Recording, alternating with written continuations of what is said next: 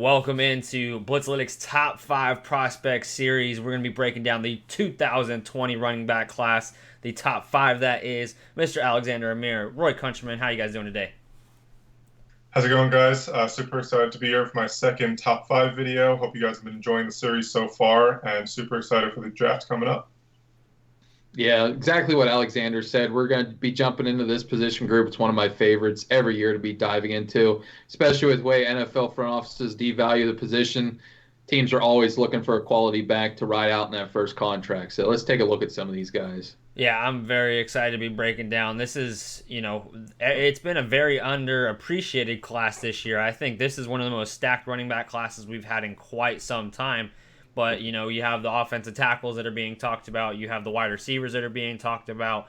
Nobody's talking about the fact that we have all these running backs, and they're all going to have year one impacts, and without a doubt. So I'm very excited to jump on into this. So without further ado, let's get to it. Coming in at number 5, we have Cam Akers, 20-year-old running back out of Florida State. Alexander, take it away. So coming into college, Cam Akers was a five-star recruit and played both running back and quarterback in high school. He was a huge name already right out of the gate, and he set a freshman FSU rushing record. His sophomore year production was definitely mixed. He was behind an absolutely terrible O-line, and watching the film was brutal because he was the entire offense. He still led the team in rushing, and then he improved in 2019 with better numbers, better film, a better offensive line, and earned second-team All-ACC honors. So his 2019 numbers were 231 rushing attempts, 1,144 yards, 5.0 yards per carry, and 14 touchdowns. And then he put in a little bit of work in the passing game as well, with 30 receptions, 225 yards, and 4 touchdowns. So to go into the type of player that Akers is, he's 5'10", 217 pounds. In terms of his strengths, he's a pretty, I don't want to say complete, but he's a very well-rounded running back. He has great burst upfield with a really powerful cut. He's extremely aggressive, which you see on film immediately. He lowers his shoulder constantly, loves getting contact, and generates a lot of lower body power. This aggression helps him get great contact balance to pinball inside. Once he gets to the second level, while he is a powerful runner, he does have jets at the second level, and once he's in open field, it's really tough to catch him. And then in pass protection, he's very willing and keeps his body square, and I think he's one of the better pass protectors in the class. And he's pretty reliable hands in the passing game as well. So I know you got both you and Roy, Jack, both of you guys like Cam Akers a lot. You guys want to go into it a little more? Yeah, so for me personally, I think Cam Akers, just because he is the number 5 running back, who knows where NFL teams have him. For us, he's our number 5 running back on most big boards. He's sitting back there. So he's likely going to be going at earliest the late second round, early third round, mid third round, somewhere around there. I think that has more value than any of these running backs. He can run block, or he can pass block. He can catch out of the backfield. He can line up in the slot. He's arguably maybe minus Clyde Edwards-Helaire, the best receiving back in this draft class. Definitely one of the most versatile draft backs in the class. He's got the power. He's got the speed. And like you mentioned, he was the only weapon on Florida State's offense, since he's been there. He was the focal point. He played against 8, 9-man boxes on a consistent basis. So just wait till he's a feature back, and he's just not on a one-dimensional offense to where they can't utilize him. The biggest thing for me is having a running back that you can use from first down to third down and not show your hand, not show your cards at all. That's exactly what Cam Akers is going to bring to NFL offenses at the next level. Yeah, absolutely, Jack. You hit the nail on the head. And the one thing that really stuck out to me when I watched Cam Akers' tape is he's a finisher. No matter in the passing game, pass protecting, or running the ball, he finishes every play with effort and to the highest level. Sometimes that's to a detriment. He can get dinged here and there. But in the open field, I would take him as a pass catcher. Like you said, he's probably second best receiving back towards the top half of the class here, with being able to be an impact third down player. He has a well-rounded skill set. He has the ability to run in between the tackles. He did kind of get a little bit happy bouncing everything outside, as Alexander was saying in 2018, simply because there was no talent up front whatsoever. And I would have liked to have seen, what his impact could have been if he played on a team that had a quality offensive line in front of him. I think we could have seen him being elevated in the class of the top 1 or 2 backs in this class if he would have had some more talent around him. But an NFL talent evaluator is going to look past that and is going to get a steal probably at the mid-second round and anywhere on the third round. And he's going to come in, probably be at least a day one contributor, if not the starter in a specific role. Yeah, I want to go into his weaknesses a little bit, because since he did have such a bad offensive line in 2018, I think he's built some habits, or at least hasn't been able to develop as much as some of the other running backs in the class. The first thing is he needs to improve his patience and vision. It did improve in 2019 from 2018, but the fact that he ran behind such a bad offensive line in 2018, he's not used to, waiting for holes to develop, because holes just didn't exist.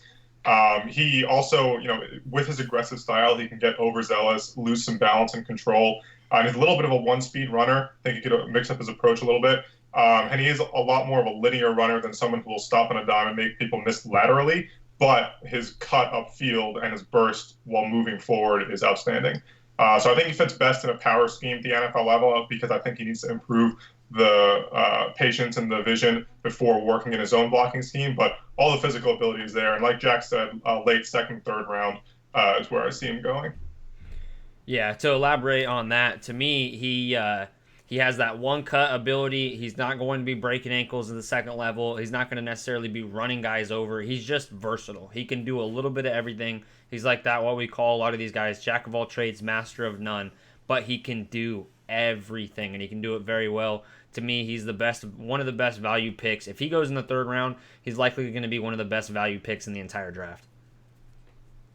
Yeah, absolutely. If he's going third round, you're getting a steal, and he's most likely is going to probably be going to a team in the top half of the third round, which means that it's most likely a team had a poor record that needs a quality back for all 3 downs. He's going to get a lot of options, a lot of carries, and a lot of opportunities to showcase, what he can do behind a quality NFL style offensive line. All right, what kind of year one production are you seeing from him, Alexander? So I think, since he's going to be going the second and third round, it might be a team that needs a running back, or who was bad last year and needs a feature running back. But there are 4 other guys in this class who could be that, and I could also see those guys going in the second and third rounds to fill those slots. I see him a little bit more on a team that may not necessarily need a running back right now, but could use him as an important piece this season and then develop him into a star running back going forward. So I see the Saints as an interesting option, late second, or trading up from the back of the third round, because if they can pair him with Alvin Kamara, that'd be a nasty backfield to put behind Drew Brees in his last season. The Buccaneers could totally use him if they don't end up taking a running back in the second round. They're definitely not going to take one in the first round. But if they don't end up taking one in the second round, that's a perfect fit in the third. And I could also see the Atlanta Falcons taking him. I think they have Todd Gurley probably just for this year. But if they do want a running back going forward for the year, and if they can get him in the third round, I could see them planning on Akers being their guy in the long term. I'll tell you one team I'd love to see him put on, and that's the Kansas City Chiefs. You put him in the backfield with Damian Williams and allow him to come in and basically be the power back somewhat, and have Damian Williams as a third down back, let him get his feet wet, and then by the end of the season to have that option standing beside Patrick Mahomes or behind him on running plays. That's a scary addition to that offense. I 100% agree. They need somebody who can tote the rock in between the tackles, and he can do that. But then still, again, he's not showing their hand by being just a power back. He can catch the ball out of the backfield. He can, go out wide. It gives the offensive play caller a ton of freedom when having him back there. Yeah. Right. So in terms of his career floor and ceiling, real quick. I could see his ceiling being Marshawn Lynch, a super consistent back for a bunch of years that can contribute to a team. Obviously, that's not exactly his running style. He's aggressive, but not like Marshawn Lynch type aggressive. But that type of career, I could see. His floor, I could see Alfred Morris, like a couple years of solid production, but nothing special going forward. And then player comp, which Roy helped me out with, was Aaron Jones. I think it's a similar aggressive downhill running style with that one cut ability. From the past, I think he's a blend between the two, and I threw this out there, and I'm probably a little exaggerating on this, but like he, especially his length, because he kind of almost has a wide receiver like length to his arms, his stature. He reminds me, especially the way he runs, of a Brian Westbrook from back in the day. The ability to catch out of the backfield. I mean, I think every running back nowadays has some catchability compared to the 90s. Only Brian Westbrook was that guy. Only Marshall Faulk was that guy. So I think he brings a little bit of that. I would say he's almost a blend between the two if we're allowed to do that as a player comp. But I don't disagree with it from a running standpoint. I just think he's got a little bit more pass catchability than Aaron Jones does. I don't know. I mean, Aaron Jones, ever since he's came out, he's been a quality back once they gave him the reins in that backfield in Green Bay. I think he could really have a similar type impact because he is a very violent and consistent finisher, even from whenever he came out. And his pass catching ability kind of surprised some people in Green Bay. And I think kind of that's what Akers' upside may be. People might be sleeping a little bit on his pass catching ability and are going to be surprised by how hard he actually runs if he has a quality quarterback back there with him. All right. Coming in at number 4, DeAndre Swift out of Georgia. So DeAndre Swift is 21 years old. He was a highly touted recruit coming out of high school. He played 15 games and was on the coach's freshman All-SEC team as a true freshman. As a sophomore, he played 14 games and led the team in scrimmage yards. His production wasn't gigantic, but he was still the team's offensive leader. And then he was an All-SEC first team as a junior in 2019. For most of the season, he was touted as the number 1 back in this class. And then late pushes by J.K. Dobbins and Clyde Edwards-Helaire and the others that we'll talk about soon kind of came up to the top. So his 2019 stats, he had 196 rushing attempts, over 1,200 yards, 6.2 yards per attempt, and 7 touchdowns. And he had 24 receptions for 216 yards and 1 touchdown. So Swift is 5'8", 212 pounds, a little bit on the smaller side, but he still packs some power. In terms of his strengths, he has outstanding burst and acceleration.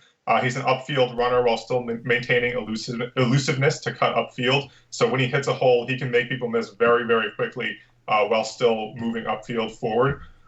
He has great vision and quick reaction time to opening holes. He has no problem lowering his shoulders, which makes him also pretty well-rounded, the fact that he can make people miss like that and also run people over. And he's also versatile with receiving abilities. Yeah, one of the things about Swift that really impresses me is his balance. He's really adept at keeping square when he's cutting and be able to maintain speed in and out of it. His ability to get through the hole quickly and the ability to get the top speed within just a few steps is what really makes him what he is. I'm not convinced that he can be a power runner per se in the NFL as he did in the SEC against NFL-style linemen, but his ability to make some cuts in the open field are pretty impressive. As a pass catcher, he's one of these guys like Akers and Edwards-Helaire that are up there near the top, that they're going to be a high-quality third down back at minimum because of his ability to run routes, get open, create separation. And he's just a really fun back to watch. He had a number of big plays at Georgia, and it seems like that factory just keeps churning out some big league talent every year. Yeah, for me, you hit the nail on the head. Balance, contact balance, being able to make those moves that he does and break ankles and shake guys, but then be able to keep his feet underneath him at the same time. You don't ever see him, shake and then not be able to keep his feet and lose balance, slip. He's always making his cuts are very direct. It is that, Reggie Bush, that Shady McCoy type. The one thing that I kind of have against him is that, how much do we really see from Reggie Bush in terms of a pro style or, once he made it to the NFL? I think that DeAndre Swift's highlight reel is about as good as it's going to get. So I don't think he's going to be a better pro player than he was as a college football player simply because of the fact that everybody runs a 4.5. Every linebacker is the fastest linebacker he's ever faced. Every safety is going to be a hard-hitting big safety for the most part, obviously. We have a few guys that don't like to tackle in the NFL still. But I think he isn't going to be able to break the ankles that he did in college football. That being said, the third down ability, the catchability out of the backfield, there's a million reasons to like DeAndre Swift. I just don't think that it's going to be it's not going to be what we're seeing on film right now. I think it's going to be a little bit less. That being said, sky's still the limit for this guy. He could have a major impact, especially in the first few years in the NFL. Yeah, I think Swift is super interesting. So first, just to touch on a few of his weaknesses, like Roy said, he lacks the power to the inside, and his balance is very good, but he can't like pinball off of tacklers in the interior like other guys might be able to. He also runs a little bit high, which impacts his contact balance. I think it's interesting though because Swift, he does have that like start-stop ability and the ability to elude people in open field, but he is also at a lot of times a very downhill runner and makes that one cut to go upfield rather than dancing around the backfield. So I think he's an interesting type of player that doesn't necessarily, or at least at Georgia, didn't necessarily play to what his strengths were. And the one thing, as we talked a little bit on Cam Akers, he didn't have a lot of talent around him, but Swift did. He played with one of the best programs in the SEC. So how much has that contributed to the wide open rushing lanes that he had with the Solomon Kinleys and the Andrew Thomases and Isaiah Wilsons that are blowing open running lanes? If he goes to a poor team and say the top 10 in the second or third round, they might not have the quality offensive line talent to have those type of creases to be able to have the production as he did in Georgia. That's the one outlier for me that I kind of take concern with is his level of competition and the talent around him was very good to great. And is that going to translate if he's the guy with not a lot of talent around him? I'm not so sure his measurables and his strengths are that quality to make up for those deficiencies. Yeah, I think he's definitely the biggest team fit guy of this whole list, which is why he's number 4 and not higher. I think the Kansas City Chiefs could use him really, really well because they have so much space in their offense to use, and it would be so hard to defend him with all the other speed weapons. I think the Baltimore Ravens would be an interesting pick too. Him back there with Lamar Jackson would be super, super interesting. Yeah, I think him running the RPO with Lamar Jackson would be the best situation possible. It gives that team the thunder and lightning again that you always see. Mark Ingram had Alvin Kamara. When Alvin Kamara didn't have Mark Ingram, it wasn't the same. They already have a stacked offensive line, even with or without Marshall Yanda. That offensive line is stout as can be. It's still going to be a top 5, top 10 offensive line. If he can land somewhere like that with a mobile quarterback that allows him to get a little bit of separation because they're going to hold the linebackers going to have to hold for that split second. DeAndre Swift is one of those guys, if you give him an extra split second of time, he's going to be gone. It's going to be a 50-yard run after a 50-yard run after a 50-yard run. I'm very intrigued. I think he's one of the most intriguing running backs. I feel like I know what we're going to get from Cam Akers. I feel like we're going to know what we're going to get from the next 3 guys on this list. I'm not sure what we're going to get from DeAndre Swift. Where do you see him in terms of yards, carries, touches, all that stuff in year 1? Yeah, so I had something around 180 touches, 1,200 scrimmage yards, and 8 touchdowns. But I think which is great production, but this is assuming he goes to the right team. It's scrimmage yards, also not necessarily rushing yards. I think teams will use him in the passing game more than he was at Georgia. But, if he goes to a team like the Miami Dolphins where he's been mocked considerably often, I don't think his projection is going to reach anywhere near that. So that's a very, very optimistic projection on the Ravens or Chiefs. But like I said, I think he's the biggest team-dependent guy in the draft, or in this running back class. I would actually love to see him in a duo-type role with Devin Singletary up in Buffalo. To have that 1A, 1B option. Somewhat similar skill sets. They both, Singletary can pinball around a little more. He doesn't have as much speed as what Swift does. But the ability to run maybe both of those guys out there with Josh Allen in the backfield and play the RPO game and maybe have contributing pass catchers as well. I don't think Singletary can handle a full workload. So I think a quality 2 back with him, I think that would be a dangerous system since Frank Gore has yet to re-sign with them, or they've brought in a guy other than T.J. Yeldon for depth. I haven't thought about that pairing. I think that might put the Buffalo Bills over the top if they're not already there in that division. We always know the Patriots are going to be there, but anytime they can add more weapons to that offense, and especially he's somebody, they're stacked on defense. They really are. Without even adding another pass rusher, which they do need, but they still got bodies to get after the quarterback. that could be a scary 1-2 duo. And again, that's that thunder and lightning, But then at the same time, Devin Singletary is no slouch and can still break big gains. So I mean, that could be a very, very potent offense. And I think that's the only thing they're missing. Now they've got two cornerbacks. They've got a really good secondary. They've got good linebackers. The only thing they're needing is an edge rusher, and we'll get into that in another episode. But there's going to be some late round steals for some pass rushers. So without further ado, or before I get into that, player comps, let's go. So I had Priest Holmes, and I know that production is probably not going to be the same, but I think in terms of running style, it's very similar. That like zigzag downhill style with quick linear cuts and some unexpected power. I don't think Swift is going to reach that production at like all-time historic running back fantasy production. But in terms of running style, I see a lot of him in Holmes. You have a floor and a ceiling? My ceiling is LaShawn McCoy. In terms of his ability to be relevant for so long and produce for teams in a kind of capacity that LaShawn McCoy did even after he lost his initial step in quickness. My floor, he's nothing like him running style, but in terms of production is Lamar Miller, someone who contributed for a couple seasons and was there and was able to contribute from game to game, but was also shut down a lot, and I could see that happening to Swift if he's in the wrong system. For me, I see him similar in a player comp to Doug Martin when he came out of Boise State. Similar size, 5'9", 200 and some pounds, has a little bit of burst, has some power, can contribute in the passing game. Had a quality run with Tampa, then he kind of fell off the map a little bit. I could see that happening to Swift if he doesn't go to the right system. And I think he could have that type of upside with Doug Martin. 100% agree. I think he's likely going to see his best years in his rookie contract, like most running backs do. I mean, it's a sad situation for running backs nowadays, but you use them, abuse them, and move on. And that hurts me, But for me, I think Shady is the ceiling, and I think Reggie Bush is the floor. This guy's still going to have an impact. You could still put him back there and punt and make him a punt returner.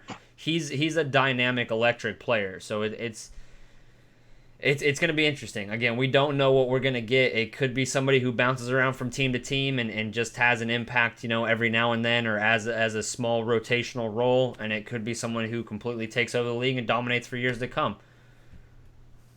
All right, let's move on in to number 3. Clyde Edwards-Helaire out of LSU. So Clyde Edwards-Helaire is a fan favorite of Blitz and of mine and Roy's, and I think potentially Jack's as well. Haven't heard your full opinion on him yet. So he saw action in all 13 games as a true freshman at LSU, but primarily played special teams. As a sophomore, he had 658 rushing yards, which was good for second on the team, but he really came onto the map as a junior. Became a permanent team captain, all SEC first team. It was a huge part of LSU's historic offensive season. His 2019 stats were 215 rushing attempts, over 1,400 yards, 16 touchdowns rushing, and 6.6 yards per attempt. He also got involved in the passing game with 55 receptions, 453 yards, and 1 touchdown. So Clyde's, he's a pretty small but compact running back. He's 5'7", but 207 pounds. He's a stout torso and lower body, which helps him absorb contact, and I think which will help him be durable enough at the next level despite his height. His strengths, his lateral agility, footwork, and foot speed are outstanding. He's one of those guys that can make a cut from a standstill and make guys miss, and he's super slippery to catch even in traffic. He's outstanding contact balance due to his low-to-the-ground running style and his low center of gravity. He's also a pinball in the middle, and despite his size, he's really, really effective working in the trenches. He's small, compact, and still very aggressive. As a receiver, he lined up as a fifth wide receiver for LSU pretty often, and he's a pretty crisp route runner. You saw him come out of the backfield and make linebackers miss pretty consistently, and he would have open space within 3 to 5 yards of him because of his route running ability, and he's excellent ball security. He only has 2 career fumbles. So I thought about putting him higher on this list. He has a little bit of deficiencies based on his size, but he's definitely one of my favorite running backs in this class. Yeah, just you touched upon, he's my number 2 running back in this class. He's one of my personal favorites. And for me, it starts the story out when I was learning about Clyde Edwards-Helaire. It was what he had to go through before he got to this meteoric rise in this type of LSU system this past year. And not a lot of people know, but him and another player was robbed at gunpoint in a vehicle. And one of the gentlemen that was in the vehicle, a lot of reports say it was actually Clyde, actually killed the man in self-defense because he pulled the gun on him to try to fire at him. So he had to put that behind him in 2018 to work his way into this type of meteoric rise in 2019. And what a rise it was. You touched upon his lateral agility is some of the best I've ever seen. His balance, I've never seen him go down on first contact. If it is, it's because there's 3 or 4 players already on top of him at his size. As a receiver, I've seen him consistently line up on the outside, not even in the slot, even at 5'7", and he's making cornerbacks gain separation from them. This guy has every tool that you want in the board. Yes, he doesn't have the best size, but if he was 2 inches taller, we're talking about probably a top 10 pick with his total skill set he has. His pass protection, he has all the skills in the toolbox for it. He does do it somewhat consistently, but he can be overwhelmed by bigger players. That's the biggest knock, in my opinion, on him. But for me, when I watch his tape, I'm harking back to the days of Frank Gore at Miami. They're somewhat similar size and running style. They hardly ever go down on first contact. He has surprising power for his build, and he's just an absolute stud. And I cannot wait to see what team gets him because he's going to be one of the biggest threats for Offensive Rookie of the Year. 100% agree. I love Clyde Edwards-Helaire. He's right there with Cam Akers in terms of, I think, one of the best value picks in the draft. The guys that could possibly go in the first round, there's talks of DeAndre Swift, there's talks of JK, there's talks of Jonathan Taylor. I like that, but I would love the pairing of whatever player you could get at that position and a Clyde Edwards-Helaire in the second. I think that is tenfold a better value pick than what you'd get by taking one of these guys in the first because they're so similar in terms of production. Like you said, the only thing you can knock on him is his size, but it's not like he runs small. He runs, he's a thumper in between the tackles. He's one of the only guys that can do everything. That can pass, even though he's small, he can still pass block. Even though he's small, he can still line up out at wide receiver. He can do everything. He can blow by guys. He can run guys over. He can juke them. There's nothing he can't do. The only thing you can knock on him is that he's short, and I'm short, so I take that shit. I take that shit personal. No, he's just that good of a running back, and you can see on film, he does not go down easy. He's got the contact balance. He's got amazing footwork. He is the complete package. Who cares at how tall he is? We never, we weren't knocking MJD when you were drafting him, number 1 overall in fantasy leagues of those few years or top 5. This is going to be one of those guys that's going to have an immediate impact on any team he plays, and he's going to have an immediate impact on any fantasy roster that drafts him. I would love for my Tampa Bay Buccaneers to take him in the second. We need a pass-catching back. Any team that needs a pass-catching back can look at him as, the complete package and is going to be able to squeeze every ounce of juice you possibly can out of him. Yeah, I think the versatility is so huge, and he's on the smaller side.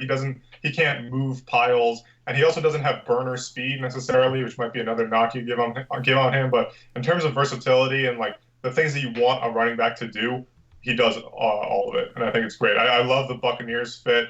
I really think he fits on pretty much any team who needs a running back. I mean, you could go down the list. You can pair him with someone. You can make him a feature back in the inside zone. He could do pretty much anything. Yeah, for me, I'd like to see him with one particular team. Not saying they need a running back. It would kind of be, a little bit of spoiling of riches here. But Indianapolis, they have 2 picks in the second round. You throw him in there with Marlon Mack or maybe even as a long-term replacement for Marlon Mack, who's had some injury questions. Phillip Rivers loves throwing to his running backs. And you have Rivers for at least year 1, if maybe not the next couple years until he gets long in the tooth. But Indianapolis, I think, would be a nice landing spot for him behind that offensive line. I think there could be some big plays waiting to happen there. For sure. All right, what's your projected round, projected team, and then pro comps, all that stuff? Yeah, so I think production. second round seems probably where he's going to go. Somewhere mid second round would be my guess. I do think he will split time with someone in the first year just because the team's going to want to keep him fresh. That's my feeling, and I feel like he'll put up some kind of Miles Sanders type production. The overall numbers weren't as great for Sanders. It would be roughly 180 attempts, 800 yards, and 5 touchdowns, but he didn't play a few games, and when they really started giving him the ball at the end of the season, he turned it on and made a huge impact for the Eagles. So I could definitely see Clyde doing that and getting the ball more and more as the season goes on. In terms of career ceiling, I see Frank Gore, super efficient, reliable runner that will be there for years. Despite the size, he has the durability and all that. The interior kind of rusher that can make guys miss. His floor, I mean, it's a really low floor. I have Ahmad Bradshaw. The only reason for him is because if it turns out that Edwards-Helaire can't handle the durability at the NFL level or can't handle, the additional strength of defensive linemen at the NFL level, then he might just have a little bit of productivity when paired with someone else, but can't really ever be his own guy and keep up sustained production. But I would definitely lean more towards the ceiling than the floor. My player comp for him, like Jack touched on earlier, is Maurice Jones-Drew. They're both bowling balls. They both have the quick feet. They're super similar players, and Jones-Drew made a huge impact running between the tackles despite his size. Yeah, those are great comps. I love the Frank Gore comp. That's actually where I lean more heavily, just because Maurice Jones-Drew ran the 4.3s. I think he had more top-end speed than what Edwards-Helaire has. But Frank Gore and even Ray Rice, whenever he first came into the league, bowling ball, great receiver, can run like that. But him and Frank Gore are only about 10 pounds apart. If you go back to their combine measurements, Frank Gore is right around 5'7", 5'8", according to the numbers that I found. And Edwards-Helaire was 5'7" and like a quarter. So these guys are pretty similar size, similar running styles, but that's a great player if you can hit even the floor. Ahmad Bradshaw was a nice number 2 back, quality 1B with them years, and Brandon Jacobs. You see the value here you're going to get with Edwards-Helaire. Yeah, and I hate to keep blending pro comps, but to me, if you took an Austin Eckler and you took an MJD and you blended them, that's Clyde Edwards-Helaire. You're gonna get a little bit of the best of both worlds, and I can't wait to see what this man can do at the next level. Moving on.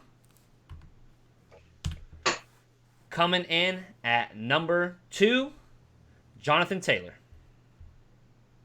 So Jonathan Taylor is probably the most contentious running back in Blitzalytics. We have arguments about him daily. He's 21 years old, running back of Wisconsin. So he was Wisconsin's starting running back for all 3 seasons. He started all 13 games as a true freshman and was a finalist for the Doak Walker Award for best running back in college. And he was already a second-team All-American as a true freshman. He just improved upon that in the past 2 years. He won back-to-back Doak Walker Awards and was a unanimous first-team All-American for the past 2 seasons. His production has been off the charts. He had 926 total carries in his career, which is absolutely bonkers, and we'll touch on that a little bit later. He's a career 6.7 yards per attempt, back-to-back 2,000-yard seasons, and 26 total touchdowns as a senior. So he completely carried Wisconsin for 3 seasons, and especially in 2019. Bucky Brooks says he doesn't have perfect measurables. I think he has perfect measurables. He's 5'10", 226 pounds with a 4.39 40. You can't get more of an ideal running back than that. Sorry, Bucky. And if you look at his running game, his acceleration and immediate explosiveness really pops out. He hits a hole hard, but with speed and balance. He has an aggressive downhill running style that gives him extra yards when being wrapped up. I think, I watched like 3 games worth of film for him, and every time he was hit, he fell forward an extra 3-4 yards just because of the steam that he was building up. He can drop the shoulder and punish tacklers. He has the footwork to make people miss and the balance. His hands, he has great hands and pretty good hands, I would say, maybe not great, and won't be a liability in pass protection. He has great anticipation in open space to make guys miss, and also won't get caught in open field. He has 4.39 40 speed, and if he's in the open field, you're probably not going to catch him. I'm going to let Jack talk about this because I think I'm going to be the differing of opinion here. All right. Well, for me, this is the most dominant back in this draft class, from speed to power to catchability to pass blocking. He is the complete package. Everybody wants to talk about tread on the tires. I do not care. This guy has, as a rookie and under his rookie contract, especially if they can get him inside the first round right at the back end so they can pick up that fifth-year option. He is going to have an insane rookie to sophomore to junior to senior year as an NFL player. I know those really don't work out, but he's going to kill it. This guy is a very, very dominant runner, a downhill runner. He isn't necessarily just a one cut back because he's got the footwork to where he can shake guys. He can, he's going to break every arm tackle that is ever given to him. Anytime somebody tries to go low on his ankles, it does not work. He's got the burner speed, he's got the size, he's got the power, he's got everything you want. To me, he is my favorite back. He's who I am crossing my fingers and hoping and praying the Tampa Bay Buccaneers get, but I don't think it's going to be there. It's a snowball's chance in hell. He's just that good of a back. And although J.K. Dobbins, I think, is a little bit more explosive in terms of an acceleration standpoint, this guy he hasn't been injured. He hasn't missed a game. He's rushed for, how many yards every season? I mean, he's breaking records in college football. He carried a team that, yes, they did have a good offensive line, but he carried a team more than any of these other running backs did. More than Ohio State. Ohio State had, or more than J.K. Dobbins at Ohio State. Ohio State had arguably one of the most talented teams we've ever seen. This is a one-trick pony team by the name of Jonathan Taylor. He just would break tackles. I mean, he was number 2 in broken tackles in college football to Zach Moss, and Zach Moss is just a power guy. But Zach Moss wasn't doing what Jonathan Taylor did. I'll let Roy give his counter-argument as to why he doesn't like Taylor as much as we do, I should say. Yeah, and you said it perfectly there. It's not that I don't like the player at all. It's just there's too many issues for me to have him at the number 2 back. Yes, his strengths, he does have great measurables. He does have acceleration to take it the distance. He always does fall forward. He runs with great forward lean, and he has good footwork. I'm not convinced that his vision is up there with great on par. I've seen him run into the back of his offensive lineman a lot. I think he has a lot of wide open rushing lanes with that Wisconsin offensive line, and he scares me to death in the passing game. He was used more this year, but throughout his total career, he only has 42 receptions. Even running his routes, he didn't look that fluid in and out compared to a lot of the other guys we're talking about here. And the ball security is one of my biggest concerns. You can be taught up somewhat but if you have a fumbling issue coming into the NFL, that's already a red flag for me when I have 4 other options on this list that I would take comparably at the late round 1, even or somewhere in the round 2. For me, I wouldn't touch Jonathan Taylor until the mid to end of round 2, basically because of those 926 carries that he had. You only have such a limited amount of time on the tires in the NFL. You basically have already used up 3 of your NFL seasons worth of work. There's already been studies that have contributed the amount of carries that NFL backs get compared to lower body injuries. And I'm not saying that he cannot overcome that. It's just, for me, I would have a red flag on that, and I would probably steer clear, even though he does have some traits that I do think translate and are very good. I would just rather have a total complete back that has a better pass catching prowess and the rushing talents that they possess compared to what he has here. But I can understand the argument of both you and Alexander for his breakability to run through guys and break big, long runs. I'm just not convinced he's going to be able to do it at the NFL level. I think you're going to see him more cast in a role in the NFL as a Leonard Fournette, maybe a Ryan Matthews type role, where he's going to have somebody else with him because I don't think the durability is going to be there in the long run. So I think I'm kind of in between Jack and Ryan on this. I'm not, I do have him at number 2. He's not my number 1, but I don't dislike him I like him more than Roy does. I think in terms of his weaknesses, it's a little more than just the fumbles and the tread. He doesn't have pure lateral acceleration out of cuts, and so that goes into the route running, and that goes into he can't make someone miss laterally at the line of scrimmage like Clyde Edwards-Helaire can or like DeAndre Swift might be able to.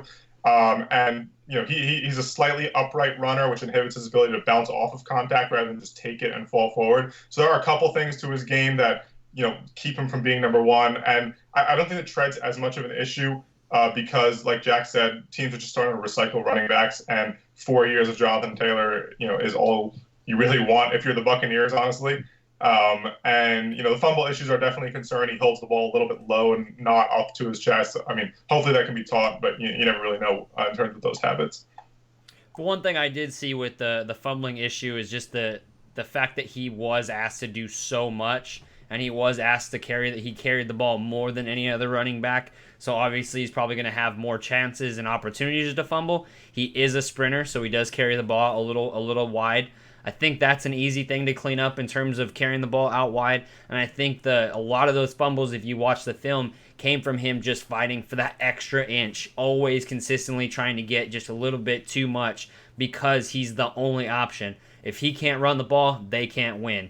That's not going to be the case in the NFL. Luckily, he's going to have a passing offense. He's going to have, the ability to play more in the passing game, to be more, have more of an impact as coming out of the backfield in the screens.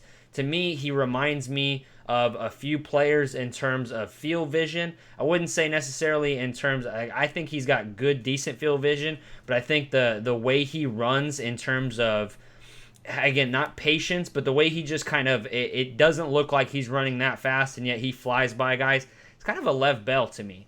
He kind of just bounces off guys. He's very smooth runner. Let me rephrase that. That's what he is. He's a smooth runner, and it reminds me a lot of Lev Bell. He's not gonna be a single cut guy. He's not going to be a guy who jukes and breaks ankles and does all kinds of stuff.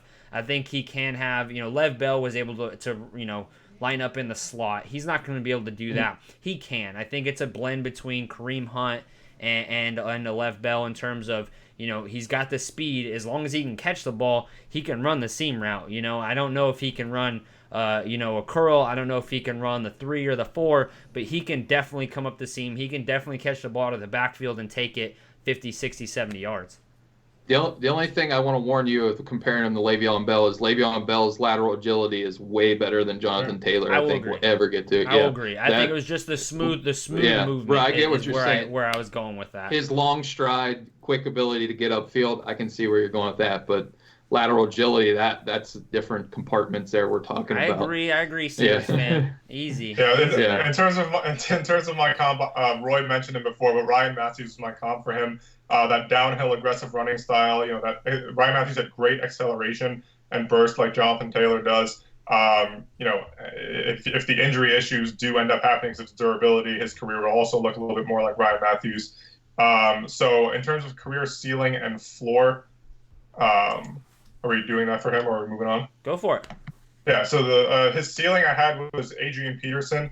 Obviously that's a super lofty ceiling, but I think Jonathan Taylor has that ability. He has to clean up the fumbles, but I think if he's in the right situation, he cleans up the fumbles. I could see an Adrian Peterson-esque career from him if he can remain durable as well. In terms of his floor, I believe I had Chris Carson.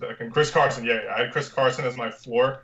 If the injuries happen like it did with Chris Carson, and if the fumbling issues continue, I can see a similar career to him. He's productive at times when he plays, but there are issues that keep him in the doghouse or off the field.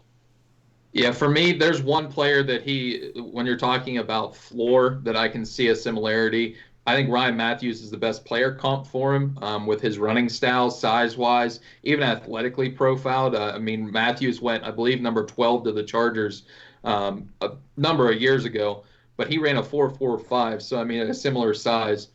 But with his durability questions and running style, James Conner. James Conner is a better pass catcher than Jonathan Taylor is, but he was also underutilized at Pitt as a pass catcher. But they really seek out that contact. Connor's vision improved at the NFL level from Pitt, but he has a durability issue. He's never been able to stay healthy except for the 1 year where he had to basically pick up the workload for Le'Veon Bell in that situation. But I could see a similar career track to where he could put up quality production when he's healthy, but if he's not healthy, you're always going to have them questions. So I hope I'm wrong on him. But I just have an eerie feeling. When I scout, I go by my gut feeling, and I just have a bad feeling that we're going to be talking 2 or 3 years from now as somebody overdrafting Jonathan Taylor compared to some of these other backs. I mean, gut instinct is what you got to go off of. I just don't understand. Just because the tread on the tires doesn't mean durability. The man isn't missing snaps. He had cramps one game. He went to the locker room and came right back. J.K. Dobbins, who we're obviously getting ready to talk about, has had several injury issues. So if it's durability, that's where my gut instinct tells me I'm a little bit worried. Jonathan Taylor, I think year 1 to 4 is going to be a beast. Outside of that, I do not know. That's when you could talk about durability issues. But as of right now, I think there's going to be a team that gets him in either the end of the first, up to the middle of the second. They're going to be able to hand him the ball and have him be the feature back and use the play action off of him. And it's going to open an offense wide open with how good of a runner he is. And I sip my coffee and to pay homage to my boy Cody Manning, who is not only a Wisconsin fan, but my fellow Jonathan Taylor fanboy. We've been on this fanboy train, this club. We started this club months ago. We're going to stay with it, and we're going to be sipping our tea this season when he's going for $1 to $1.50 game after game after game. And then I'm like, I told you so, Roy, because I don't get to say this very often. So I'm really hoping I get to. Roy is the best scout we got. I mean, I trust your opinion all the time, and I'm always nervous when I go against you, but this is going to be one of them few times I go against your scouting prowess. I'm sorry. And that's what scouting's all about. I love having a differing opinion. And we'll revisit this on the Blitz Breakdown 3 years from now, see what the production is. We can bring up this footage of this video series and see maybe compared to the other 4 running backs who's had the most productive career. I look forward to it, sir. So without further ado, I will admit if I'm wrong. So likewise, man. Hey, I'm never tied to an opinion. I think anybody who is set in stone on a player it isn't doing their job, the right way. You should always be willing to see footage, see film, and if somebody can show you something, you should have an open mind. I think scouting, more than anything else, as much as you are a person and every person should have an open mind, scouts should look at any player and have an open mind and be able to change their opinion. If not, then you're going with the gut instinct on players before you've even watched the film. I know I'm guilty of doing that. There's players at schools that I just don't like the school, so I'm not going to like the player until I watch the film, and then I'm like, oh, okay, that's what they're talking about. So JK is one of those players because in terms of Ohio State, typically those guys have better production at Ohio State than they do once they get into the next level. So without further ado,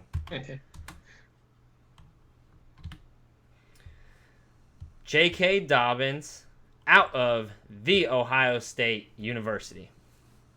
So J.K. Dobbins, I think, is the number one running back on the majority of boards, but I wouldn't say most. He's 21 years old. He was a top 50 player in his recruiting class. He was a freshman All-American and by far the team's leading rusher as a true freshman. His production and efficiency dropped a bit as a sophomore, but he came back as a junior to be a first-team All-American again, and won the Earl Campbell Tyler Rose Award for the top offensive player in Division I who exhibits integrity, tenacity, and other values. So his 2019 college stats, he had 301 rushing attempts, over 2,000 yards, 21 rushing touchdowns, and 6.7 yards per attempt. So at 5'9", 209 pounds, I think I view J.K. Dobbins as kind of very, very good at everything and not elite at one thing. But his versatility is so good. He's a decisive linear runner with great explosion off of his initial cut. He runs low and has the balance to make people miss. His contact balance is excellent. You really, really need to wrap him up when he's running between the tackles. He constantly maintains leg drive when he's hit. He anticipates and is aggressive in pass protection, which is always very important for a top running back. And he's also, I think the biggest thing that pops out is he's just an efficient runner. He doesn't waste space. He doesn't waste time. He gets where he needs to be very, very quickly with his burst. And he's a pleasure to watch, and I think he's going to be a great fit on pretty much any team. I think even if the roster's bad, I think he's going to be a productive running back, which is different than I think a lot of the other running backs on this list. Yeah, absolutely, Alexander. He's the best. Like you said, he's not elite at anything, but he's really darn good at a lot of things that you're checking the boxes off when you're looking for that 3-down workhorse running back. He's great at running in between the tackles. He shows enough patience to let the hole develop and then hit it with the short area quickness to be able to separate from second-level defenders.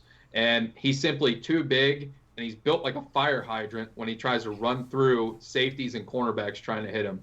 Yes, he might have got nicked here and there, but he gutted through a pretty nasty ankle injury against, I believe it was Clemson, and still put out quality production. So for me, he's just everything. Efficient, as you said was the word, is the best thing across the board. Probably, if not the best, the second best pass protector in this class on third down, which will immediately endear himself to coaches and get that playing time rolling early on in his career. For me, the film's undeniable. The injury history, like I talked about a little bit, I think he's had 3 lower extremity injuries since coming out. They've all been somewhat serious. I know he broke his leg coming out of high school, and he's had an ankle issue here and there, and I know that kind of kept him somewhat sidelined this off season. Coming into the combine, he wasn't able to run like he wanted to. He wasn't able to prepare for the combine, from what I was told, anyways. But the explosion is there, the quickness, the burst is there. The top end speed isn't. You see him get caught by cornerbacks. You see him get caught by safeties quite a bit. But I'm not worried about that. I've never. How often do you really see a running back get up to full speed? It's a handful of plays a year is what makes that next gen stats highlight reel of running at 22 and 21.5, 21.8 miles per hour. I don't care. Get me a first down is what I ask for out of a running back. If you can get more than that, awesome. He's going to have an insanely productive year one as a rookie. He's shifty. He's the blend of all these guys. He can do a little bit of everything, and for the most part, he can do it better than most of these guys. He doesn't have the top end speed of Jonathan Taylor, but he's a little bit quicker. He's a little bit more shifty. He's as good of a downhill runner as Taylor is.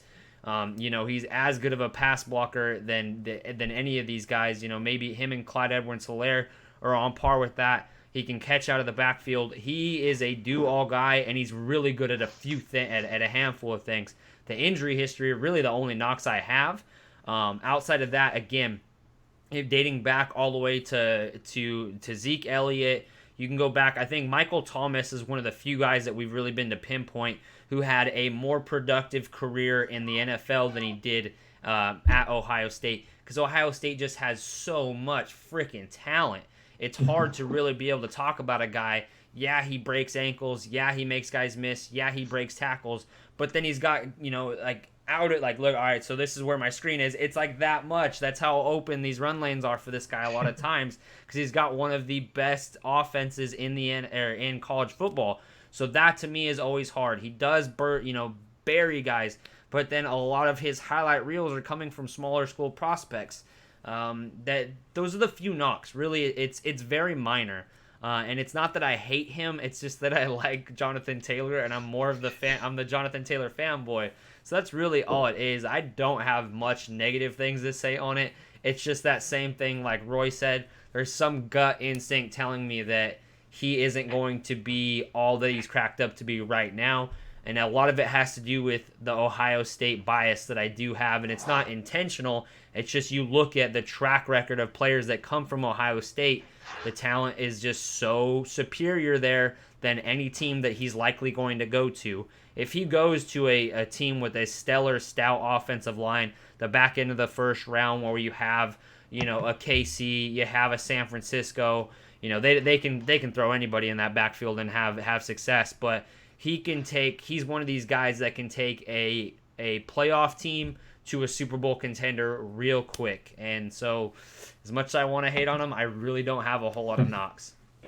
Yeah, for me, I mean, we saw last year, Josh Jacobs coming out of Alabama. Obviously, Alabama produces NFL-level talent, but Josh Jacobs had wide open running lanes. But the traits that he showed, seem so translatable to the NFL. And for Dobbins, he's a different type of player, but it's a similar thing. His ability, he just has every different aspect of a running style that you would need that lets him adapt to different situations in the NFL. For team fits, I honestly think he fits pretty much any team. I mean, obviously the Bucs would love to get him in the second round, even though Cam Akers might be a little bit better value in the third. Fits on the Bucs. He fits on the Dolphins if they want to feature back. Fits on the Chargers if they want to mix him with Austin Eckler now that Melvin Gordon's gone. I think that's a unique fit as well if they end up drafting a quarterback and put Dobbins back there. But I think pretty much any team it fits, and I think it's an early to mid second round pick is where we're going to see him going. Yeah, absolutely. You named one of my favorite fits for him, and that's the LA Chargers, especially if they wind up picking Love or Justin Herbert in the first round. Anthony Lynn is basically stated he wants to run a lot more RPO.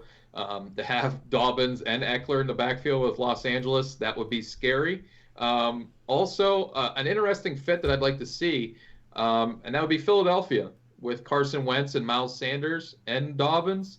They've always wanted a little bit more physical running style. They lost Jordan Howard after that trade didn't work out. He went to Miami. So they're kind of in the backdoor market for running backs.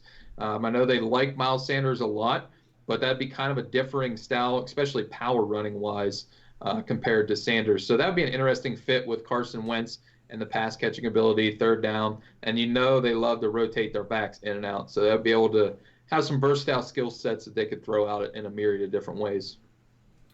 All right, what are his pro comps for you? So I had a smaller Arian Foster as his player comparison. They have a very similar downhill running style, one-cut explosiveness, contact balance, can kind of do it all. Arian Foster probably had a little bit more top-end speed and was a little bit bigger, but I see a similar type of running style. His career ceiling, I don't have a player necessarily, but I could just see him as a top 5 back year in and year out as a workhorse guy.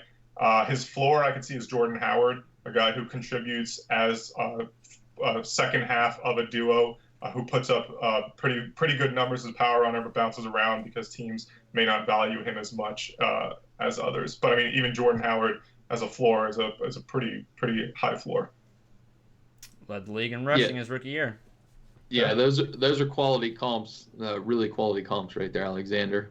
Yeah, I can't even knock those. I don't think I have better ones, so I will let that slide.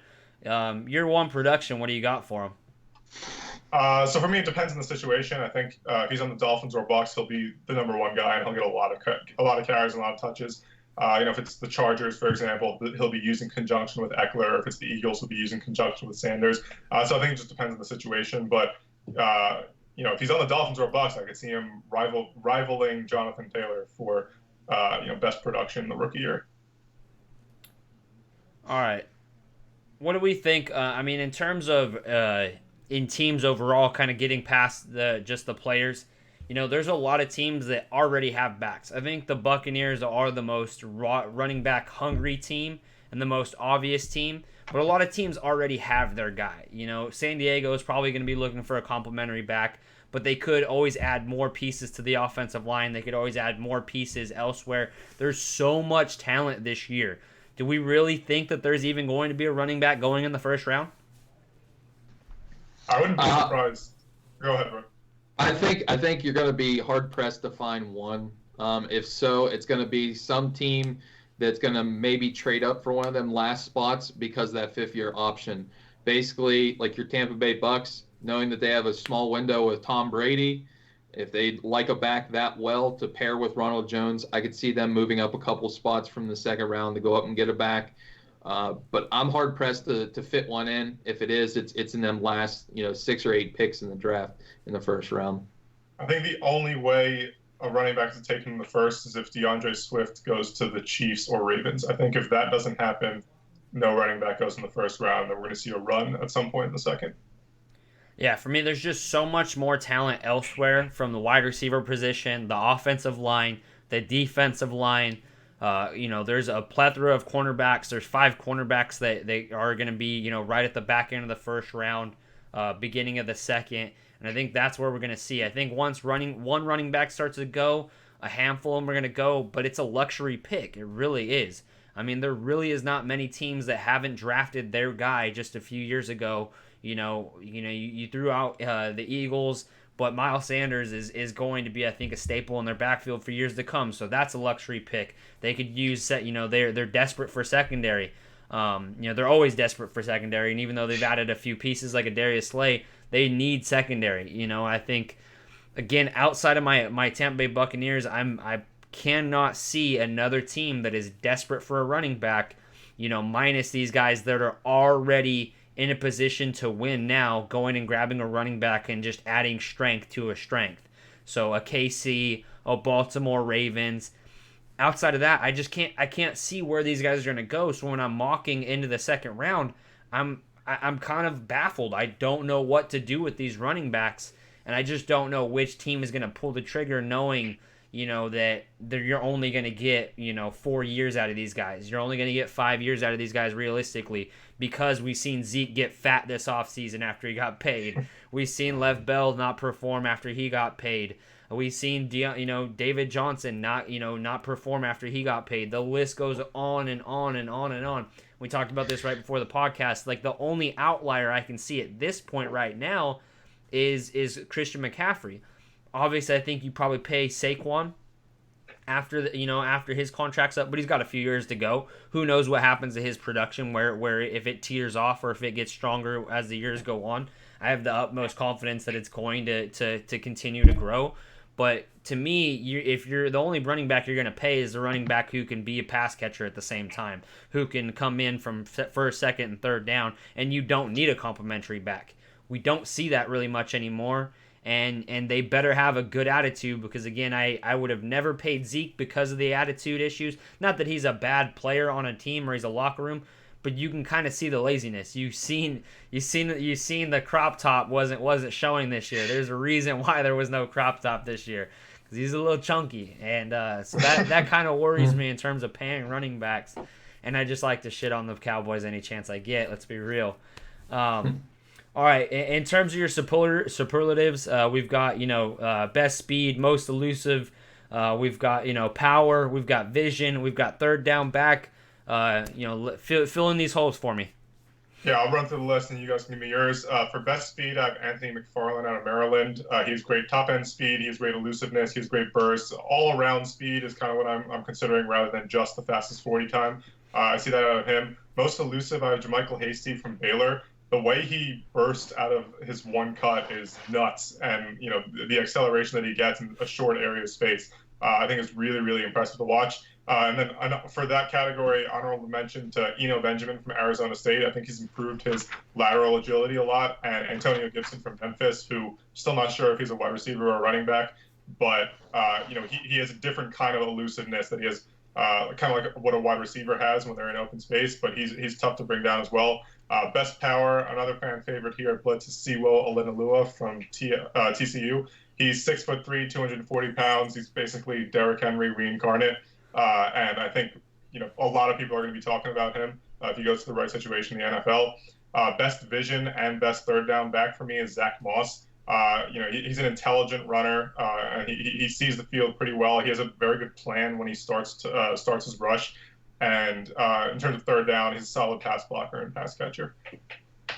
For me, I think Sewu and Zach Moss are going to be steals in the third or fourth round wherever they go. Again, you can only expect so many running backs to go in the second. Some of these guys, the Cam Akers, the Zach Mosses, the Sewus, they're going to have to fall somewhere, and I think they're going to fall into the third, if not the fourth. And I would take any of those guys and whoever you can get at the second round, over, probably a J.K. and a Dobbins, just like I said with Clyde Edwards-Helaire. Sooner or later, you're going to find value, but, I mean, this is one of the deepest running back classes I've seen in quite some time. Yeah, let me run through a couple of the names I have wrote down here real quick. Love some of your picks. JaMychal Hasty really caught my eye at the Senior Bowl. His ability to really pop out of his cuts was amazing. That burst that he has is pretty impressive. Zach Moss is one of the most unheralded running backs in this class, and a lot of it has to do with his injury history, and he had a heavy workload over, I believe, 800 carries in his career there. But probably the best pass blocker in this draft, him and J.K. Dobbins are neck and neck. That guy can stonewall pass rushers, and his ability to just absorb contact is amazing. And he could run through defenders at will. His leg churn,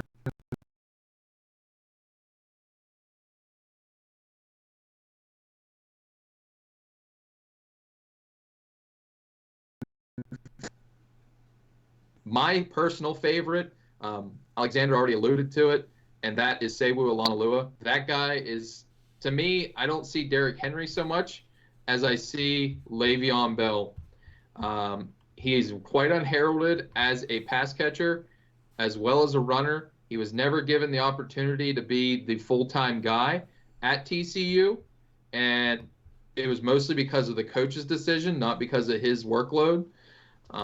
He wanted to be the workhorse, and I'm just really interested to see what he can do at the next level. His ability to catch away from his frame.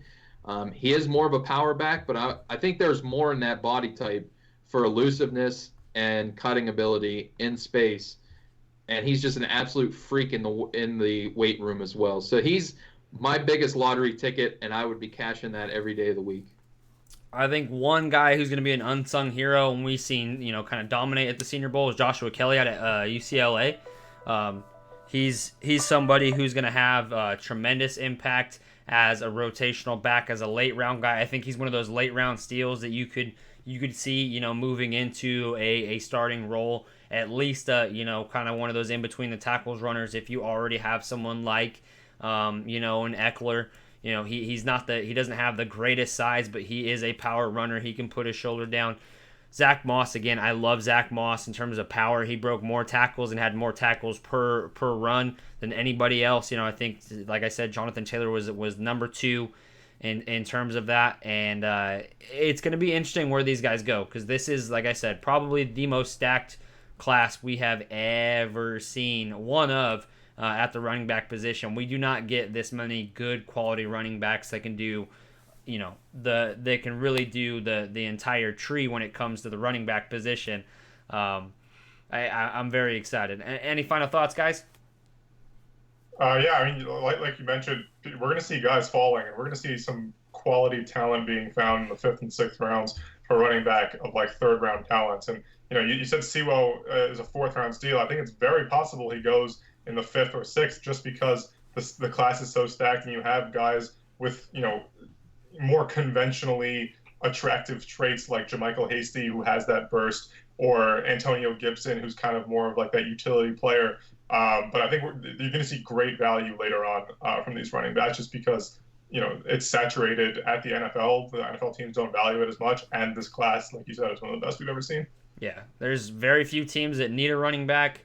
And so I could easily see some of these good guys. I could see Zach Moss falling into the 4th. I could see Cam Akers falling into the late 3rd. When you look at the number of running backs that go, typically, I mean, last year we had 2 running backs go. We had 1 running back in the 1st, and then I think, 1 running back in the 2nd, I believe, and then it fell. A couple years prior, we had 5 or 6 guys, but typically you're only getting, 2, 3, 4 guys in the first couple rounds, and then it all kind of falls from there. And, especially when you get into those 3rd and 4th rounds, teams really do start reaching for positions in need versus, going for the best player on the board. So you're going to see the best, that big board start to look very top heavy with running backs when you get past that 2nd round. Yeah, especially with the depth of tackle and wide receiver, and even some playmakers in the safety side and the secondary. You got some unheralded guys in the linebacking core that are going to be day 3 steals as well. You're going to see, like you said, Jack, teams reaching for positions in need rather than the undervalued position that they can maybe grab a guy as an undrafted free agent or late in day 3 that can fill a role for them with the guys they already have. All right, quick question. This is totally throwing you a curveball. Roy, Alexander, if Laviska Shenault is asked to move to running back, where does he fall in these rankings or these superlatives? Ooh, that's a good question. I don't think he's going to be asked to move to running back full time. I think he fits better at wide receiver or as a utility player that you move around the field. I mean, if you insist on him like being a running back, I don't think he's a top 5 pure running back. I'd probably also take Zach Moss over him. And depending on the team, potentially other guys. If you're relegating him to strictly the running back role, I think moving him around the field is going to be the best use of his talents. Agreed. Yeah, to me, if you're going to make him a pure running back, he's going to be in that conversation with Antonio Gibson. It's kind of in the same boat, that they're more experienced as a wide receiver than a runner, but the upside's there. I like his disposition when he is running, especially when he got wildcat carries. It was impressive. He did have nice vision. I could see that upside if you look at his athletic traits. They are somewhat, loosely fitted to Saquon Barkley. So It'd be interesting. I would buy that ticket in the mid rounds to see if I could convert him. The injuries are scary though. With that aggressive running style, you don't know what's going to happen with that injury history. I think wide receiver is just a safer place to put him, and then you can line him up at running back when necessary. You could use him in a Deebo Samuels type role where exactly. he reverses and whatnot like that. Yeah. Yeah, or the Patterson type role that we've seen years prior. When the Patriots were a little bit thin at running back and they threw him in quite a bit. Gave him pitches and the end the rounds like you said with Deebo. I could see that. Just throwing that out there. You got to have a curveball per one. As we're missing Rob, so we don't have those crazy questions getting thrown out there. But we appreciate you guys tuning in. And just so you know, all of these players and prospects we talked about have scouting reports on Blitzalytics.com. If you go to Blitzalytics.com and click on the scouting tab or go to Blitzalytics.com/scouting, you could check out all of our scouting reports on all the top. Well, we have top 50, close to top 100 by the time this is all said and done. Maybe even 150 scouting reports by the draft. So click on those, check them out. We are the first company to ever fully integrate an analytical equation, a weighted scouting metric into a scouting report. So check those out. We take very, very, very much pride in what we produce from a scouting perspective, and that's why we are Blitzalytics. We are scouting meets analytics. And without further ado, Blitz out. Thank you, gentlemen.